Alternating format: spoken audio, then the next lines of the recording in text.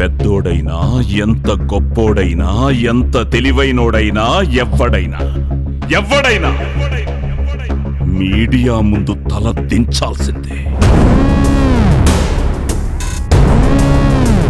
ఈ దేశంలో వ్యక్తికో channel, పార్టీకో channel, ప్రాంతానికో channel పుట్టుకొస్తున్నాయి sir. మీరు మాట్లాడుతున్నది ఎవరితో తెలుసా? మీడియా ఇక్కడ. అయితే నాకేంటి?